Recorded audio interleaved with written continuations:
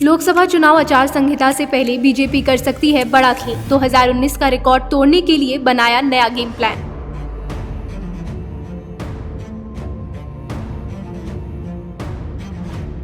BJP 2019 के लोकसभा चुनाव की तुलना में 2024 चुनाव में अधिक सीटों पर चुनाव लड़ेगी और चुनाव की आचार संहिता लगने से पहले बीजेपी अपने उम्मीदवारों के नामों का ऐलान जनवरी के अंतिम सप्ताह या फरवरी के पहले वीक में कर सकती है। आपको बता दें, बीजेपी अपनी पहली सूची में प्रधानमंत्री नरेंद्र मोदी, राजनाथ सिंह और गृह मंत्री अमित शाह के नामों की घोषणा करेगी। 2019 के लोकसभा चुनाव में भी बीजेपी ने अपनी पहली ही सूची में पीएम मोदी, अमित शाह और राजनाथ सिंह की सीटों के नाम का ऐलान किया था। इसके अलावा बीजेपी की पहली सूची में उन 164 सीटों से ज्यादातर सीटों पर उम्मीदवारों का नाम भी होगा जो सीटें बीजेपी आज तक कभी नहीं जीती या 2019 में जीतने का मार्जिन बेहद कम रहा है। बीजेपी पिछले 2 साल से ऐसी सीटों पर लगातार मेहनत कर रही है।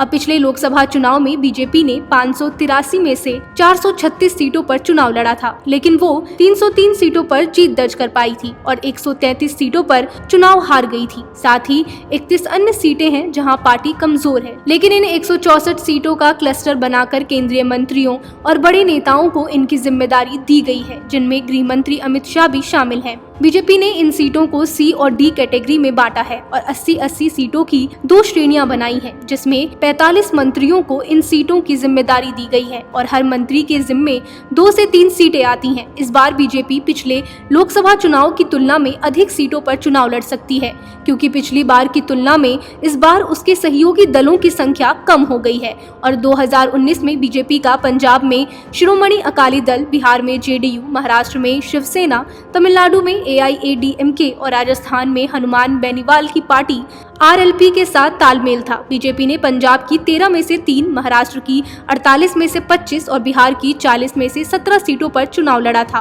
वहीं तमिलनाडु में AIADMK ने बीजेपी को 5 सीटें दी थी। इस बार इन राज्यों में बीजेपी अधिक सीटों पर चुनाव लड़ेगी। 2019 में यूपी की 16 सीटों में मिली थी हार। बीजेपी ने उत्तर प्रदेश में ऐसी 14 सीटों की सूची तैयार की है जहां वो खुद को कमजोर पाती है, क्योंकि 2019 में उत्तर प्रदेश में 16 सीटों पर हारी थी, लेकिन 2 सीटें उसने उपचुनाव में जीत ली और रायबरेली, मैनपुर, बिजनौर, सहारनपुर, संभल, मुरादाबाद, गाजीपुर, जौनपुर, रामपुर, आजमगढ़, नगीना, अमरोहा, अंबेडकर नगर, श्रावस्ती, घोसी और लालगंज सीटों पर प्रत्याशियों के नाम पहली सूची में होंगे। इनमें कुछ सीटें सपा की गढ़ मानी जाती हैं और बीजेपी की कोशिश इस बार इन्हें अपने पाले में लाने की है।